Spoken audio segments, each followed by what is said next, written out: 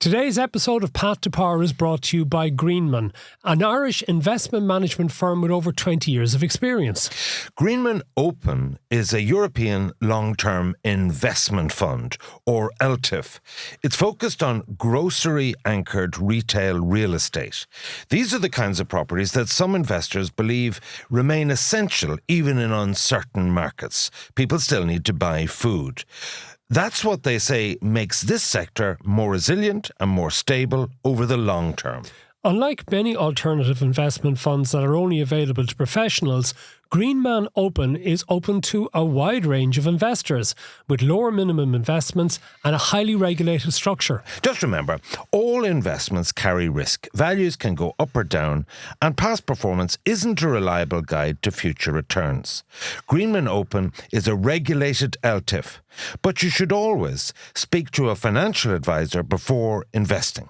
Learn more on the website greenmanopen.com. Hello and welcome to this, our latest edition of Path to Power. I'm Matt Cooper. And I'm Ivan Yates. And Ivan has wiped all the muck off his boots from the Ploughing Championships, and he's joining us with lots of stories, I believe, especially after meeting all of the putative candidates to be president, at least the ones who have declared so far. How'd you get on with the ploughing? Well, there's a whole 2 episodes in the ploughing, and in the second episode I want to talk about forestry, which was the real reason I was there, and just how much damage the Greens did when they were in power. But it's not just forestry. But I got back from... We're recording this at just before 9 o'clock on Friday morning, and that is why regional once-a-week newspapers are going out of business, because you cannot do a snapshot in time because news moves so fast. But I was settling down at home, exhausted, and at 7:14 I got a text. Sorry, was this last night? Last night. Got a text. Did you see Mary Lou at the ploughing? And so then I had just caught the tail end of it. And Mary Lou she wasn't there the Tuesday, Wednesday, but she was at the Sinn Féin tent, and she was beaming. And she was coy, and she had a glint in her eye, and she said that she was going to announce a game-changing candidate on Saturday. And so what I'm going to tell you now is either it will come true or not, but I'll tell you the context of, because I'm here to give my opinions, right? So basically, this guy texts me to say it's going to be Jarlath Burns. And I said, are you sure? I said, I just looked at the video of the thing, and the interpretation from the mainstream media of Gavin, your guy, Gavin Riley, and Michael, the guy with the glasses from RTE, the political correspondent, was all that they're going to support Catherine Connolly. Our Pierce Doherty is the other name. Okay, yeah. So anyway, the situation is that, well, you can take it that's wrong anyway, he said. So then this source was from Cork, and I want to explain. So I text my best source, who told me since April, there's no way Mary Lou will be the candidate. He's a veteran guy. He's carried a gun. So I text him and I said, could it be Jarlath Burns? And he said, if I answered that, I'd have to shoot you. So, because it's very, very tight in Sinn Féin between now and Saturday. So anyway, I text various people, and they said, right, did you note the term game changer, right? ? And I said... This sort of a thing, a pun on the GAA, that he would be going up against Jim Gavin, was it? Much more than that. It was... Last year, Jarlath Burns launched Game Changer, a project aimed at raising awareness and action through sport to tackle domestic, sexual and gender-based violence. DSGBV was launched on Monday the 25th of November. Game Changer will seek to harness the positive influence of Gaelic games to challenge the social and cultural norms that contribute to gender-based violence and sexual exploitation, and aims to deliver positive behaviour change throughout. And an emoji with that to wink. Next thing, other sources say, do you see, I said, what's this? So Ladbrokes shifted from 100 to 1 to 12 to 1, Jarlath Burns. And within the space of 2 hours, Boyles were going 5 to 1, Paddy Power 7 to 1, all from 100 to 1. And they were inundated with requests for bets. So what I'm saying to you is this, that... So then I got on to some people in Armagh who would be close to him. They said... He told his family last year he was elected president of the GAA in February 2024, a 3-year term to 2027. There's no way he would leave the post. But then when I checked it again, the last time he made a statement on this to BBC News was on the 25th of June. Then when you go look at, so he was launching a thing for RTE, a series on Gaelic football called Hell for Leather. Recently. It was a series that went out, and he started talking about a sense of place. And of course, the essence of the GAA is that it's 32 counties, and the essence of it, Irish culture of Gaeilge, and so on. And then she said, well, she said the candidate has a lot of Irish. So put it like this. I am not saying, because my definitive source wouldn't tell me, I am saying there is a real prospect that Jarlath Burns can enter the fray. And so all my other sources, Fianna Fáil and Fine Gael, were saying it was definitely going to be Catherine Connolly. So the way I look at it is this. Why would it not be Catherine Connolly? It'll be one of the biggest anti-climaxes in Irish politics in Mary Lou's career. What a damn squib. Coming out with something I could have said 2 months ago, got in the queue with the Soc Dems and Labour. I don't see that as a game changer. It's a false bluff. It's a damp squib. It's an opt-out. It's an off-ramp.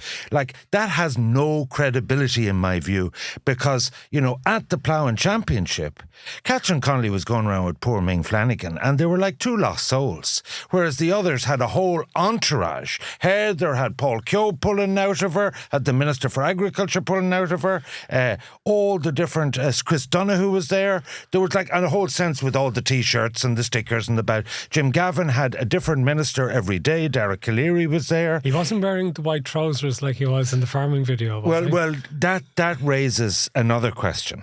No, we'll come back to that in a second. I have to say first of all, the white trousers in the gate was an issue. Yeah. Right. What I'm going to say to you is that, Ivan, I'm proud of you. And you know I am proud of you.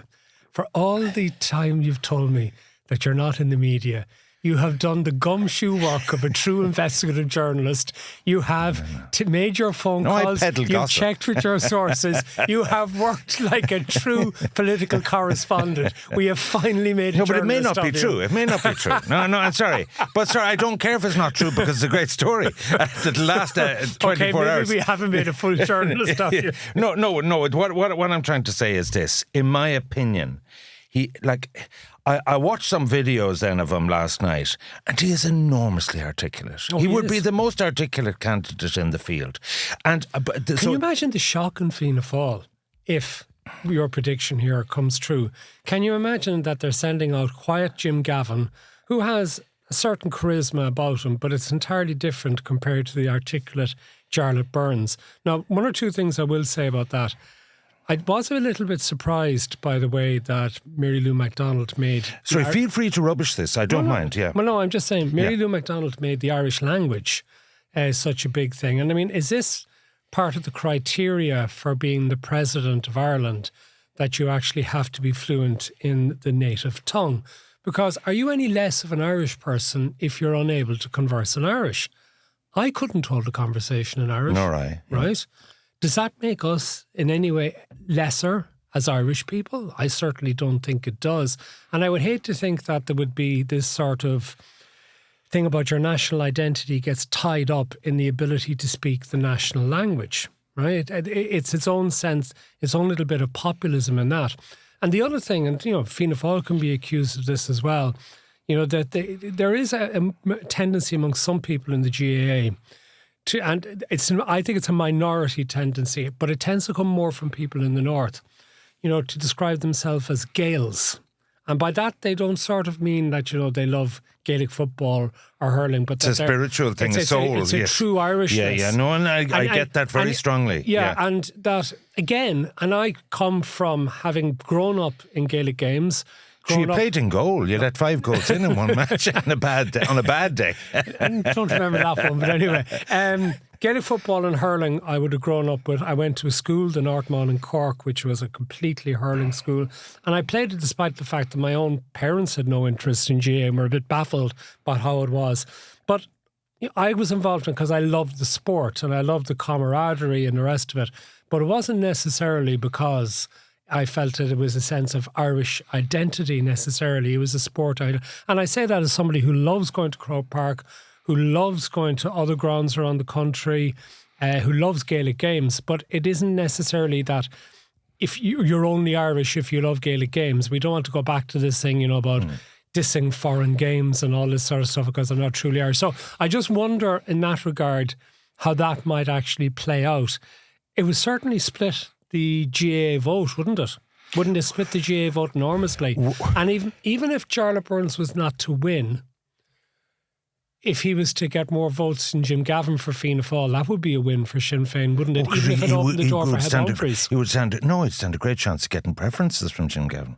That's true. You're right, whoever is ahead of those two, it creates a new dynamic. So potentially, if he got transfers from Catherine Connolly from the left because it's Sinn Féin, and he got transfers on the GAA and got ahead of Jim, that is a pathway for him. So the final bit of my so-called Inspector Clouseau journalistic work was I got onto my best Croke Park source who'd know about the rules. Yeah. And I asked the question, if someone goes into politics and they're in a prominent role in the GAA, do they have to step aside, as Jim Gavin did, for a period during the election, or do they have to step down? And the answer I got was interesting. There is no definite rule on this. It will be new territory. Probably an interpretation would be as if it was incapacity. I think that would mean 2 trustees take office while a new election is organised, but this is far from certain. Yeah, I would suspect he might have to step aside, but just for the period of the election. But it would only be 4 weeks, unless he won. And that would be another reason why Sinn Féin left it so late. Yeah, to minimise that period and to get various other things out of the way. So I'm not saying, look, it can be announced at 10 o'clock tomorrow. The hardcore of Sinn Féin have announced that Pierce Doherty is a candidate. They're backing Catherine Connolly. But Pierce Doherty is not a game changer. No. And Catherine Connolly, would you agree with that? That she's certainly not. Like, that is just like anti-climax of the year. No, it has to be somebody coming from the outside. And what you're saying is definitely the most logical. Now, we could end up with egg in our faces that people are listening to this on Saturday morning and Sinn Féin has announced somebody else entirely. But you have, in fairness, put in the legwork and there's a logic to it. There is a logic to it. Oh, and it's been in the ether for some time. Now, on every occasion he's been asked, both privately and publicly, he has said no. But, I mean, what's his day job? Teacher, school teacher. Is he still teaching? He was principal of a school. Yeah. Did he step down from that? That's good. I don't know whether he is on leave of absence or whether he stepped away from it. Because he's pretty full-time. And very highly regarded principal. And actually, do you know what I also say from? I mean, like, he has been regarded as a very inclusive figure. That he has been... Did he say to take down the tricolour at matches? And I saw some Shinner feedback that they were negative on him on that ground and said he's just an SDLP guy. But all of that is conjecture. Which brings me on to Jim Gavin. And can I also say that many years ago, a very good friend of mine did say to me, predicted, and I say this must be the time of the last presidential election. He said, watch the next one. He said, Jarlath Burns, once he's had a time as the president of the GAA, will be aiming for president of Ireland on behalf of Sinn Féin. And it was a little bit delayed. I mean, he didn't get it at the time. I think that people expected to. Larry McCarthy was his predecessor. Correct. And you see, in 7 years' time, it might be a different situation altogether. I think he's in his mid-50s at the moment. So it is prime. So, which brings me on to Jim Gavin. Needless to say, when I suggested Jarlath Burns to Fianna Fáil last night, they absolutely assured me that Catherine Connolly would be the Sinn Féin candidate. But I thought that was partial wishful thinking. But anyway, well, let's see. So we come on to Jim Gavin. And sorry, the little crack I made there was about the campaign video, which showed him on a farm in white trousers. And also did the... He didn't shut the gate. Yeah, which is a shutting the gate is a big thing. Yeah. It's a big thing. So basically, I go down to the ploughing, and so and later in this podcast, I went to the Farmers Journal tent. Really interesting row between the board and the editorial team there. I went to the IFA tent, met Francie, the president, met my main source, Damien MacDonald. So I got all Mercosur, what's going to happen to the nitrates directive. I can tell you the whole lot. went to the Teagasc, went to the Department of I Agriculture. don't think that's really went to interesting. Fine Gael, Fianna Fáil, all those. Was that succession planning reported? Yes. The fact that only 4% of farmers are under the age of 35, and that I thought that was fascinating. I have detailed stuff on all that, and we'll come back to that because it's the kind of once a year thing. So, first thing I found was just walking around inhaling the whole kind of atmosphere, sort of 80,000 a day. And because I kind of do gomming around, how are you? And winking and nodding a bit. The politician is still in you. Exactly. And so anyway, and what do you think? And they'd all ask me. I hope you asked people to subscribe, did you? What? I was kind of busy, Matt. But anyway, the point about it was, the feedback, if I was having this discussion with you last week, the feedback I got on Jim was a bit, in the context of rural Ireland and agriculture, a square peg in a round hole. First of all, the video was seen as contrived and manufactured and didn't land well. And people were giving out to me about it. Because I said, look, who's going to win the presidency? I said, it's very simple, that either Heather or Gavin will transfer to each other and one of the two will win, who's ever at the head at the last count. And that's my general feeling. And my sort of feeling this time last week was it would be Gavin because of Dublin. Because last weekend, I spent the weekend in Dublin and I did get quite a positive, you'd know more about Dublin, but I was in Leopardstown, I was in Shelburne Park, I was at the Curragh for Champions Weekend. I was talking to a lot of people, having pints and as you do. And there definitely is a strong sense of Dublin legend with Jim Gavin. But down the country, it was different. And the way it is this, that, so you'd meet Heather and she'd put the two arms around you and she'd clasp you, how are you, Ivan? Like, Jim doesn't do that kind of backslapping come all you as well. No, he does smile and he certainly takes time with people and he's learning all the time and he will get better at it. But put it like this, I didn't sense the farmers were resonating with them. This is a B2C audience at the Ploughing. Like, the biggest problem they had was the alcohol for the youngsters. Like, it's like every school seems to close down for the Ploughing and go to it. But anyway, so what my sense was that there was a lot of warmth for Heather. And I would have said, Jesus, Heather has a right chance coming away from that. But again, this is just another bubble. Exactly. It's a bubble. And I think part of the thinking, according to Fianna Fáil, is that 50% of the voters are in the greater Dublin region. So that's why they're pushing Jim Gavin so hard. They also have this thing that there's only been, I think, one Dublin-born president, so far, Shanti O'Kelly. He claims to be from Clare. Jim Gavin? Yes. Well, no, he's a He was trading on that. He was trading on that very strongly. Down there. But father and grandfather were all West Clare. I think they're going to try and push the thing that, Dublin is due on. Can I tell you something else? Can I tell you about the personal sacrifice that Heather Humphreys has made to run for the presidency? She has had to get back her deposit. I know she had to surrender her deposit or get back her deposit. And here's a little ridiculous little exclusive, but she had a holiday planned for October, which she's had to abandon. She was going on the Marty Party. What's a Marty Party? Marty Morrissey runs this event that goes down to Spain, where you get a few hundred people go down and they get entertained for the week by various country and western stars and comedians and the rest. And Heather was booked with her husband to go on this.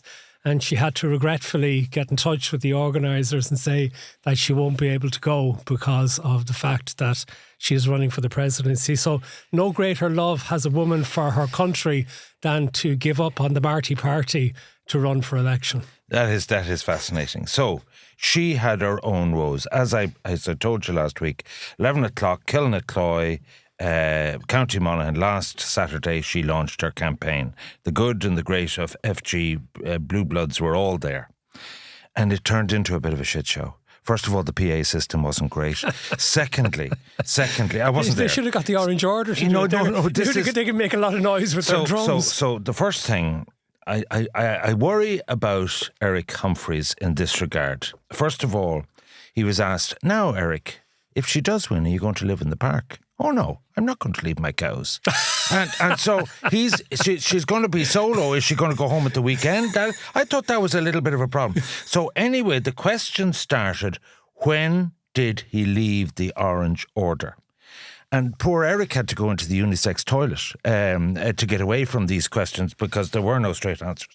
Then it went on. So does it matter if he John was in Lee the Orange Order? Oh no, sorry. I mean, the Orange Order is not a prescribed organisation. Sorry. It may be a ridiculous organisation, but it's not prescribed. And look, her whole point is kind of ecumenical, non-sectarian, and reaching across the border, and the two. So I get all that. No, I'm only telling you what people told me there. Now they're kind of blaming John Lee for all of this stirring the trouble.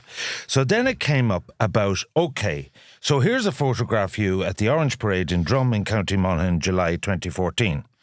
So eventually, they were scrambling, for answers on this. When did he leave the Orange Order? Blah, de, blah, de, blah. And that, in the media, when you're not explaining, you're definitely losing. Okay? So, and this is all just a hiccup. I'm not overrating it. But she had a great line. She said, Áras musha, that was only a picnic in Drum in County Monaghan. And it was supported with government grants and community this and that and the other. It wasn't an Orange Parade at all.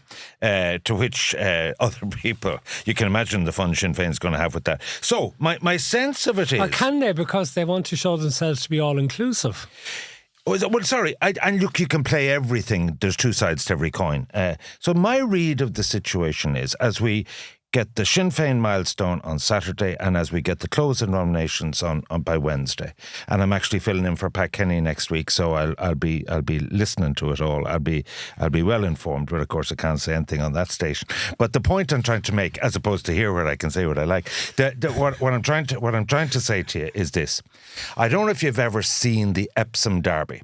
So it's outside London, and what happens is, for the first 6 furlongs they go up a hill, right, up a very steep hill, and at the top of the hill they come down the hill, turn left at Tattenham Corner, and have 3 or 4 furlongs straight. So the point we're now at in the presidential race is this: that the front runner that was leading going up the hill is getting out of puff, in my opinion, and is starting to go up and down the spot. That's Catherine Connolly. Surging right into the lead is Heather and Jim Handley, placed with all to play for, right? Mario Rosenstock does regular sketches. Exactly. That's exactly. And then you have this dark horse that could be Jarlath Burns appearing on the outside as they come down the hill. And a lot of horses don't come down a hill. And then you have the kind of also rans, Maria Steen, Gareth Sheridan, Conor McGregor pulled up. He didn't get into the stalls. When he had any traction with reality, he realised he had no campaign and pulled out on Monday. So where we're at there is very interesting. Murder in Fine Gael, in Tipperary. Sorry, we'll come to that in a second, right? Funny enough, you just mentioned that Epsom Derby course, right? There's an exact replica of it in Ballydoyle. Yeah, that's right. I've been on it. Have you? Aidan O'Brien drove me down behind a horse that they were actually...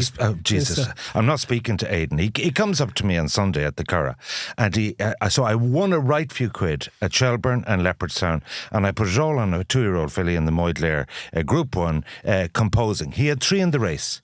And he said, that's the number one. Aidan does the thumbs up and all that. Brief encounter. And then I met Anne-Marie, said, well, I bred another one, the stablemate.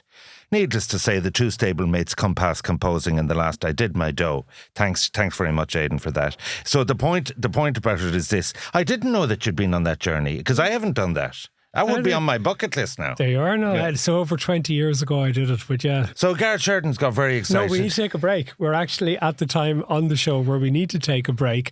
And actually, just to remind people as well, obviously, of the subscription edition, which will have loads extra today, given that we're spending so much time on the presidential election in the main edition. But we have a special main edition next week. Leo Varadkar is coming into us. Now, I know he's been everywhere. He's even done an interview with me on The Last Word during the week. Yeah, I heard that. And he's Stop. Reminded me of Nicola Sturgeon. Leo this and Leo that. Well, how much smoke can you blow up someone's backside? Anyway, Leo will be coming into us next week. We've gotten Ivan a copy of the book. Conversation. We got it. Well, yeah, because there's a few things I want to ask about your relationship with him. But that's anyway, all right. So that will be next week's edition, the main edition. Everything else will be on the subscription edition next week, which you know where to go and subscribe. But yeah, we have more things to talk about in the presidency and lots of other things when we come back after this. This episode of Path to Power is brought to you by Greenman, an Irish investment management firm. Greenman Open focuses on investing in grocery-anchored retail real estate, designed to generate stable, long-term income. This fund is managed in Ireland. Learn more on the website greenmanopen.com. Now, before making any investment, it's important to understand the risks. Investments could go up or down, and past performance is not a reliable guide to future results. Greenman Open is a regulated LTIF, but like all investments, it carries risks. You should always seek advice from a financial professional before investing. Welcome back to Path to Power. We'll continue with the presidential discussion. Actually, Ivan, since the last time I saw you, I ran into various people at the British Embassy. There was going away drinks for the ambassador, and lots of your old friends were there. I was talking to Enda Kenny was there. Leo Varadkar was there. I saw him with his partner Matt, but I wasn't talking to him, saw in the corner of my eye. Bertie Ahern was there with Mandy Johnson. I hadn't had a chat to Bertie in years, and he clearly is very sore about not getting the opportunity to go for the presidency. No, absolutely. Very, very angry and annoyed about it, and said he was a lot more interested in it than people realised. He was, and that he had a number of people who had been working on it for a lengthy period of time with him. I think he got very bad advice. Yeah. But he wasn't happy. Definitely not happy. And in fairness, I don't think Mandy was advising him, or he wasn't taking Mandy's advice. Yeah. But anyway, that's another story. Look, it's history at this stage. Now, can we get to the council? The other presidential stories. The likes of Gareth Sheridan, who at the time of recording this has 2 nominations from councils in the bag and needs 2 more. As we've already discussed, Conor McGregor tapped out before he went to Dublin City Council. And Maria Steen is a really interesting one, because Maria Steen has 10 members of the Oireachtas. 11 now. 11 is it's looking very unlikely she'll get to 20, isn't it? She hasn't put in the hard yards on the council network. I know a lot of her supporters are up and down saying that, she hasn't been given a fair shot and the rest of it. But there are other people saying that if she had actually tried to start a bit earlier, and if she'd done a bit more work with the councils, she would have had a real chance. Well, in the analogy for the Derby, these are now also rounds. Like, I see it as a really interesting 4-horse race if Jarlath is the candidate with Gavin, Heather and Catherine Connolly. So, look, some of the councillors have felt, where is Mattress Mick here? This parade of people they've had, it's verging on farce. People are saying you should have 3 councillors nominating you before you can rock up and spout your nonsense for 5 minutes. But some of these, it's just wasting councillors' time.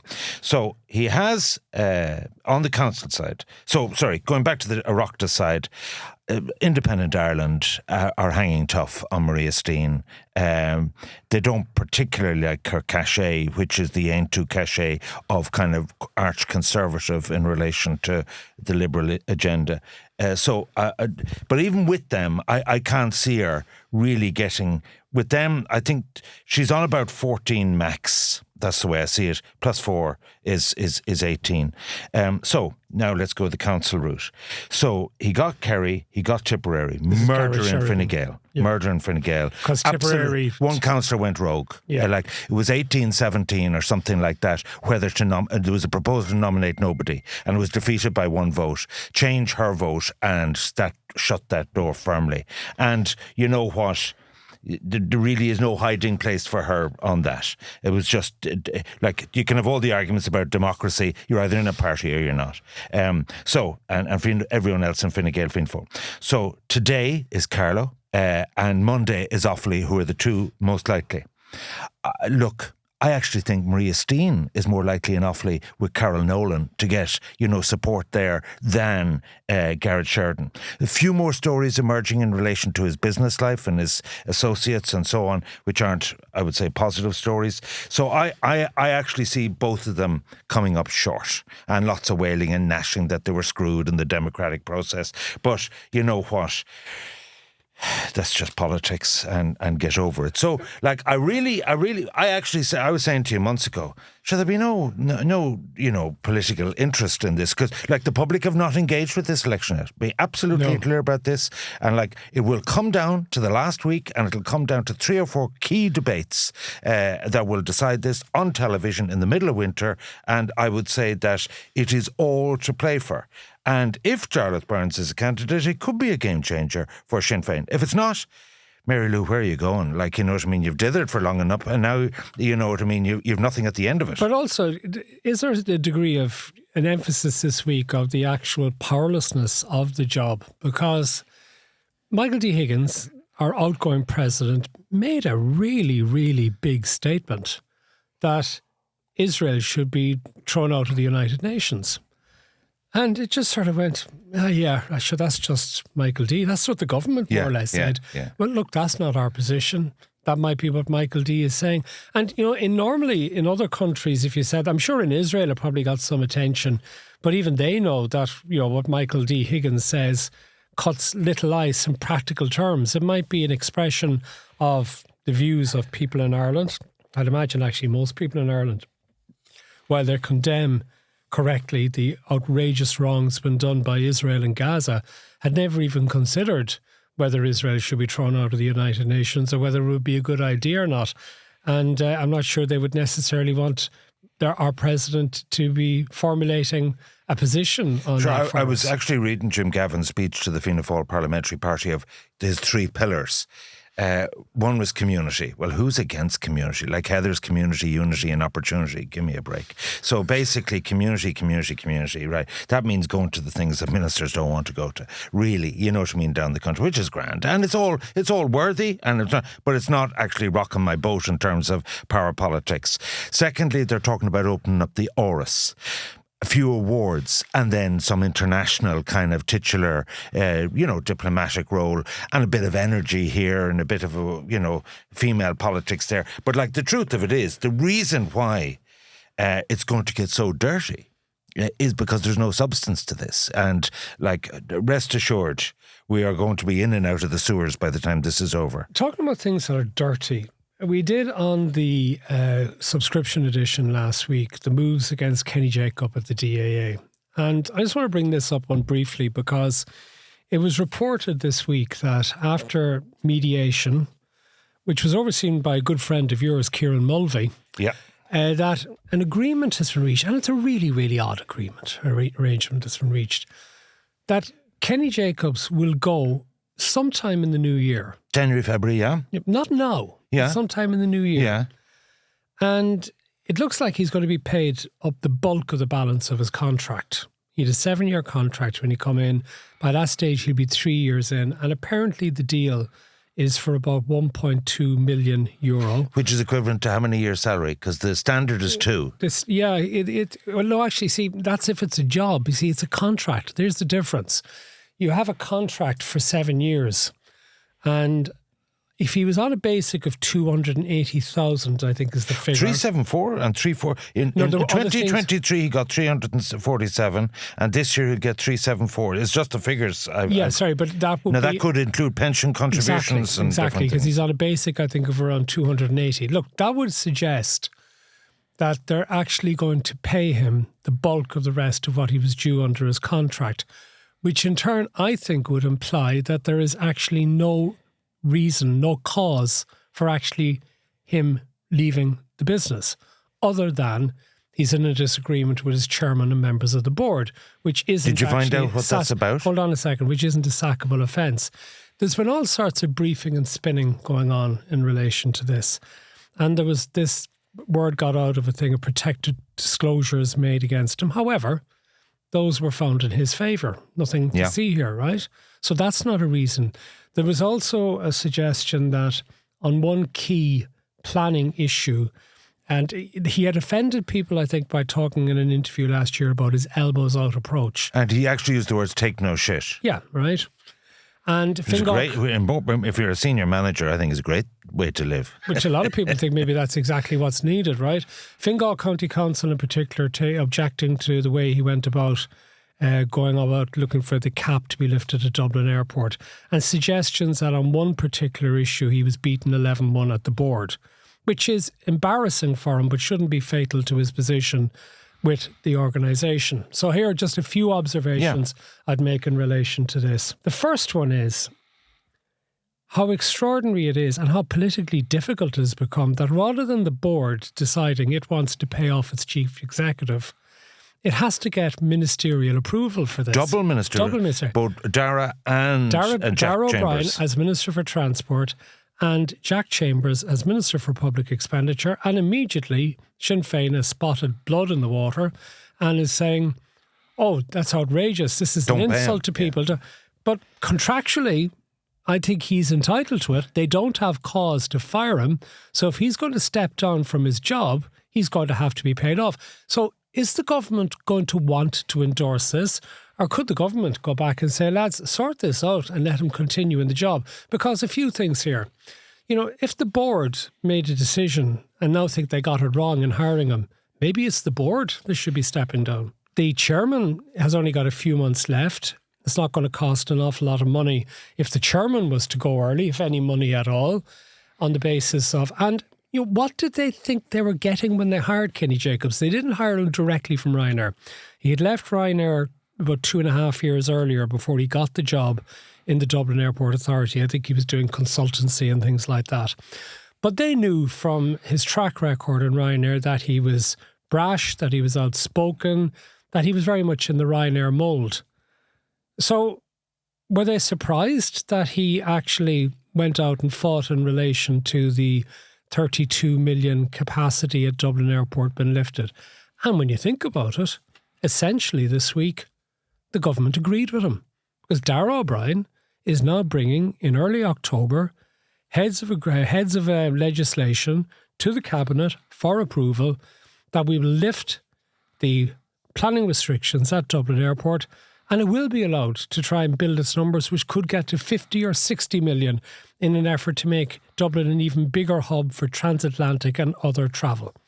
So if the government is essentially doing what Kenny Jacobs wants, why in the name of God are they letting Kenny Jacobs go as Chief Executive of the Dublin Airport Authority? Look, the fact of the matter is, Kenny has an abrasive management style. This weekly reports he has the hot breath on the back of the neck. He has made it clear that he's had a head-on collision with Fingal County Council and has taken them out, because what the minister is proposing is to disregard what Fingal have said in 2007 about the cap. Look, the realities of this are absolutely clear. The A4A group of airlines, and the actual cap impacts a lot more on the transatlantic side than on Ryanair and Aer Lingus on the transatlantic side. So Delta, American Airlines and JetBlue, said to the government, you know what, we are going to sue you for this decision in relation to breach of the Open Skies EU-US deal. And you know how fraught all that is currently. So basically, the situation is that the cap has to go. And again, let's be clear about this. Eamon Ryan's 5-year tenure as Minister for Transport was catastrophic. He found ways of ignoring the issue, said he couldn't do what Darragh is under the same Attorney General, Rossa Fanning. Give me a break. So the fact of the matter is, this has become a political football in relation to residents groups, the green agenda, and a lot of confused issues. The national interest is absolutely clear. If it's government policy to have a Metrolink, you have to have 60 million passengers coming in and out of Dublin Airport for it all to work. And, that's a 20 billion project. So for me, I think sacking Kenny is a big mistake. I think that they actually benefit from this. What he's actually done in Cork is quite interesting. What he's actually planning for capital expenditure, I think, is really positive. He has a clear vision, and all this petty personality stuff is a waste of time. But I do want to give fair dues to Darragh. After quite a few months of procrastination, has now made a decision. Just get on with it and do it. But fair play to Darragh. It's the right decision in my view. But to be honest with you, if I was Jack, I would say no. no, I'm not going to. I'd follow Sinn Féin's line, so I'm not going to approve this package. Go back and sort it out. And where would that leave them? Oh, the board, the chairman would have to resign because obviously it's putting up the two fingers to him. That's the politics of it. And he's not a Fianna Fáil appointee, the chair. I mean, he has a very storied career in finance. He's worked with the likes of Goldman Sachs, Basil Gagan. He was appointed by Shane Ross originally. There you go. And he was reappointed by Eamon Ryan. There you go. Rest my case, my lord. I mean, so Fianna Fáil or Fine Gael owe him nothing. And can I just say, I'm not advocating for the chairman to be removed or whatever. All I'm saying is I'm laying out the position and also the fact that his term of office, I think, expires next year. Yeah. So it's a really odd one. So they're only paid about $6,000 a year or $12,000 a year after taxes. But it's a very odd one that somebody who is about to go out would get involved in in fact, I wouldn't stop at the chairman. I'd clear out the board, you know what I mean, and say new regime here, and that is lifting the cap and put the pedal to the metal on capital expenditure. Because with other planning delays, this is one of the points Kenny made very forcibly to me, that if you look at stuff on the apron and different things that have to get planning permission, even if the cap was lifted, they face a 2 and 3 year delay to actually have the infrastructure in place at the airport. Yeah. But like the way it is this. You get with the real world. Can we talk a bit about agriculture? We can, because I want to say that in the subscription edition, we're going to be getting to things like cost of living and the budget arithmetic and central bank criticism of the government. Yes, Owen Hayes and Blackface and Holly Kearns. There's only so much sanctimonious shit I can take in 1 week. And she used up her entire quota on Morning Ireland. And Wicklow's dezoning of land, a business. And there's a few letters as well. And I had a big response to the student accommodation issues. Yes. And someone texted me with a solution to it. Great. That's what come. Can I talk a bit farming? So let's finish out this edition by talking about agriculture issues, many of which you sort of highlighted at the top. But can I just actually start with one that really interests me? Keeping young farmers on the land is a very, very interesting one because I think more and more, isn't it the case that people who grow up in farms don't want to take over from their parents? Average age of farmers 60. You know what? The truth is the majority of farmers in their 70s. They won't say this on The Last Word or anything. They want to die with their boots on. They don't like relinquishing control. They want to be brought out of their farm and their family farm in a box. And they want to make provision for the next generation. But the truth of it is, in a lot of cases, the son and daughter got college educated, got a good job, and has no intention of scuttering around milking cows at 6 in the morning. So the fact of the matter is there is a huge succession issue. This had been ever thus. In my day, there was an installation aid, which was a small grant to help farmers, and there was various tax concessions. But and it's one of the recommendations from this report launched by Martin Hayden this week was that there would effectively be a €25,000 grant for somebody taking over the running of a farm. And basically the minister's line is, look, the tax relief, a lot of people buying up whole of counties for the 90% agricultural relief. The tax relief for the farming sector on gift and inheritance tax is 90% if you're a qualifying farmer, is 325 million. And he's saying, look, that's as much as we can do. If the next round of CAP wants to put something into succession, we'll do it. But one of my officials back in the day, Aidan O'Driscoll, authored the report. There was in the small print, there was murder about this. It actually split the farm organisations. They said, and if you're over 66 or over 70, you can't be paid the income, the single farm premium payment, the basic income payment, which is what half their income in a lot of cases. And for dry stock farmers, is more than half their income. So that would actually be the huge wake-up call, because these subsidies are related to the farm, but if the farmer can't get it, and so you can see there's murder in that, because the younger farmers are saying, yeah, I think that's a good idea, and the old fellas are saying, whichever FO. So basically, put it like this, that there's not going to be meaningful change in that area. It's been kicked into the long grass. But what's going to happen? Because who are going to be our farmers in the future? The big farmers are going to get bigger. And you're going to see bigger combines. And what you're going to see is consolidation, that basically 45 acres comes up here. The biggest adjoining farmer will take it up. Con acre has nearly become a thing of the past. So to give you a sense of where Screggan and Irish agriculture is at in a few sentences, having been around all the tents, and as I want to speak about forestry in the next episode, things are going pretty good, because farmers will never say things are going good. But you know what I mean? Like we'll all be dead by Christmas and we'll die roaring with the hunger between now and then. The price of beef is $7.20 a kilogram. deadweight. Like €3 was good. Like the price of beef is, and it's down to supply. There's a shortage of beef. Dairying was 48 cent a litre. Now, this week, they weren't too happy. Dairy Gold announced a 3 cent cut. The long-term outlook, but that is a record price in the history of it. The sector that's bleeding and bleeding badly is tillage. So you have barley. Feeding barley is making €180 a tonne. You get a €20 premium a tonne for malting barley, Guinnesses and Heineken and all that kind of thing. So they're looking for a check in the post. Now, last year, they did get a check, 100 a hectare. In the budget, there's going to be another 30 million, but they're looking to get it made permanent. But there's real huge mechanisation, heavy costs. I'm actually doing the Farm Tractor and Machinery Trade Show conference coming up in October. So, dairying, what's the issue? So they're all fairly buoyant. A little bit of uncertainty about tariffs and that. Land prices very good, 13 to 20,000 an acre. The nitrates directive is the big thing.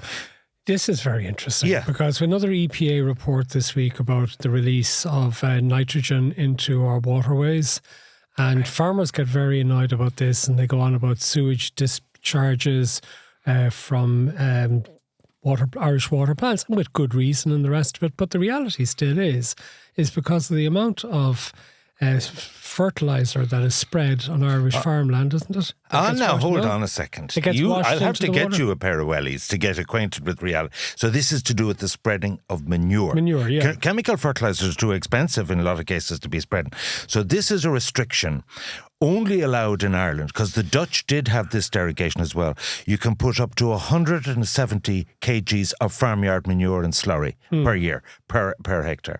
So if this was abolished, right, and you could only do it less, it means they'd either have to reduce their herd if the land holding was the same, which is destock, or they have to take out more land, both of which means less money and less productivity. Now, so I nosed around because the derogation ends at the end of this year. And I said, well, what's the story here? So the minister said, well, very, very difficult, and the French and the Italians and this, and we're actually on our own. We're the only country with this derogation. But the smart boys told me that there'll be a 4-year extension to this for Ireland, but there'll be conditionality that you have to test the water and you have to do various things, which could be quite onerous and quite expensive on the farmer. And this is the last derogation that they will get. So just a couple of other issues that were around. So there's a big thing that, the price of food. So, like, the IFA have a great thing on the price of food. So the price of food has gone up by 5.1% in the last 12 months, as opposed to general inflation, which is 2%.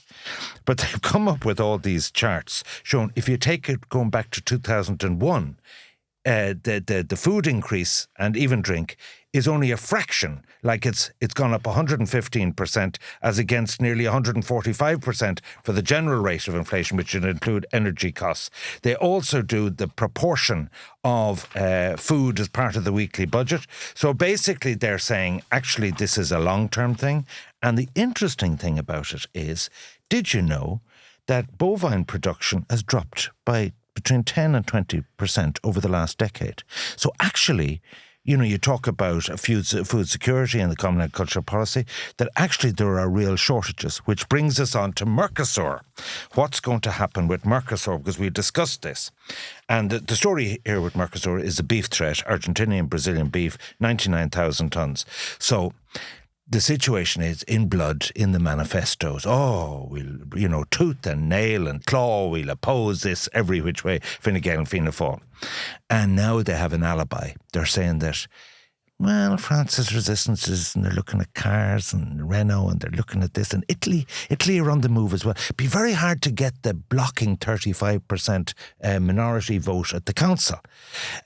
So basically, they're going to shift ground on this, that Mercosur is going to be agreed. But you know why? Yeah, talk to me. Because if you look at the Irish trade statistics and the things we export, all the things like the pharmaceuticals and other stuff, this is an enormous market for us. Which is 980 billion or something. Worth a multiple of anything we do in agriculture. So if you take the overall national interest into account, we need this deal at a time when we need to diversify away from America has been our main market. So what they're going to agree is, because you can't give two fingers to the farmers if you're in the rural constituencies. What they're going to do is introduce a safeguarding clause. So I say, what's a safeguarding clause? And they said, well, the way it is this: if the impact on the market drives the price of beef down, it will trigger intervention or price supports or the usual check in the post to farmers. And that's going to be the solution to Mercosur. I'll tell you one other thing, farming related, which we might Did I discuss. give you a fair summary of the whole lot now? Absolutely. Because I did a bit of work. Because I listened to Kieran Cuddy, RTE and so on, and none of them had those insights in terms of, I don't say you wouldn't even bother on the last word talking to, Well, no, we you did- might do we- fashion or you might do we actually- what's happening in the Garda tent or what's happening with the whistling donkeys or as something I would like always that. argue that you're not going to get news sites out of Kieran Cuddy and RTE anyway. But we did discuss at length... Gratuitously cruel there, but carry on. we did discuss at length the whole issue of the farmer succession. And something else we discussed as well with John Gibbons, the nitrates thing. Yeah, which I the think, lie of the land. Yeah. They got, he got negative feedback to that. I'd say you did. I'd say they said, I bet you Matt has pink Wellingtons. They brought Michael D. Higgins brought John Gibbons up to the Áras for a discussion about the book, The Lie of the Land. Photograph went out onto the social media feed, so I brought that up on the last word. And I forgot to say to John, of course, that one listener did say that it's finally proof that John is talking through his Áras.